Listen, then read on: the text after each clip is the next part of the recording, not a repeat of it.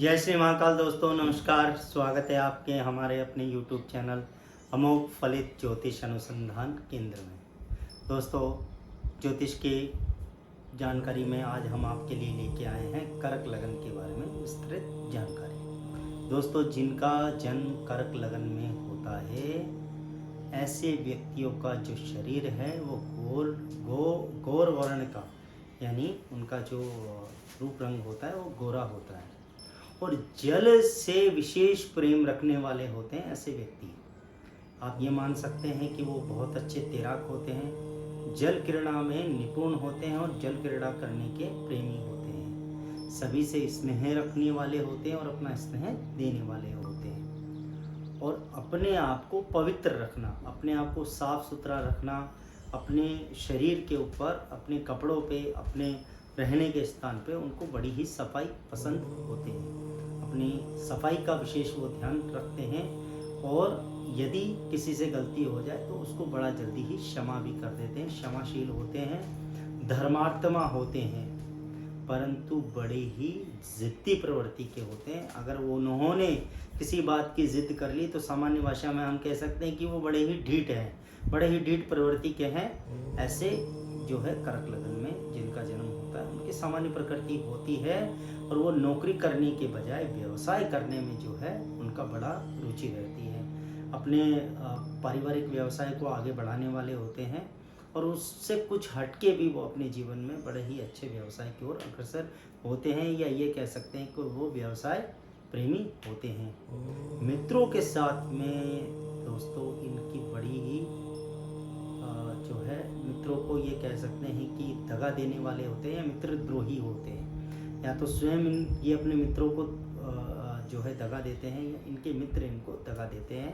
तो मित्रों के साथ में बड़ी ही इनकी घनिष्ठता रहती है और उसके बाद वो ही मित्र जो है शत्रु भाव में बदल जाते हैं। ऐसे व्यक्ति जो हैं वो धनी होते हैं, धन का इनके पास कोई अभाव नहीं होता और व्यसनी होते हैं। तमाम जो है सुखों को भोगना इनकी प्रकृति होती है।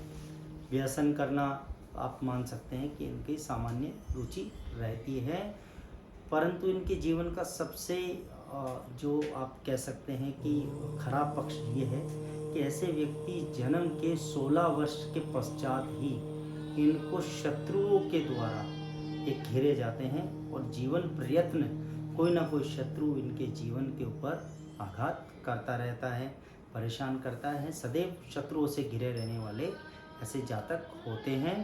स्वभाव जो होता है इनका कुंटिल होता है, ये स्वयं भी कुंटिल स्वभाव के होते हैं कि जैसा देश वैसा वेश, जल्दी ही अपनी प्रकृति को बदलने वाले होते हैं। जिस प्रकार से पानी कभी गर्म कभी ठंडा जल्दी अपनी प्रकृति को बदल देता है, वैसे ही ऐसे व्यक्ति होते हैं और इनका अपने जन्म स्थान, जहाँ इनका जन्म स्थान होता है वहाँ से कभी भी इनको कोई लाभ नहीं होता।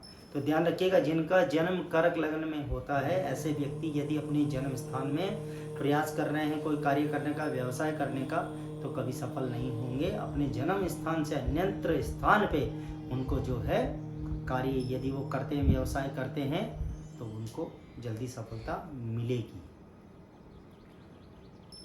ऐसे जो जातक होते हैं जिनका जन्म कर्क लगन में होता है तो चंद्रमा इनके जीवन में बड़ा प्रभावी रहता है और चंद्रमा की एक माह में 2 स्थिति होती है दोस्तों।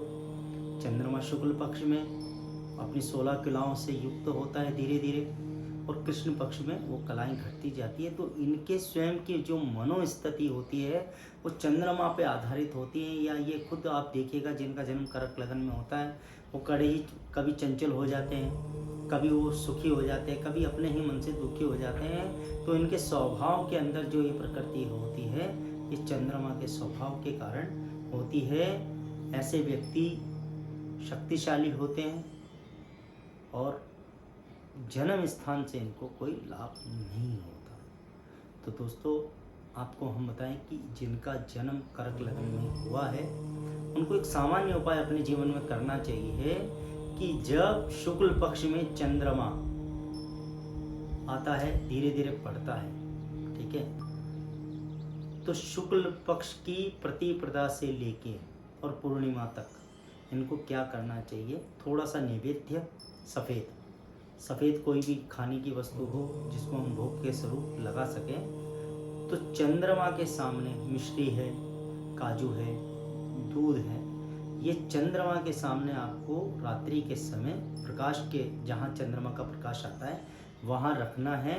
और सुबह प्रातःकाल उठ के उसमें से थोड़ा सा आपको नैवेद्य लेना है स्वयं, और बाकी जो है दोस्तों, पुनः स्वागत है आपका हमारे YouTube चैनल अमोघ फलित ज्योतिष अनुसंधान केंद्र में। मैं आचार्य अरुण शर्मा आपका पुनः एक बार स्वागत करता हूँ। जय श्री महाकाल, नमस्कार।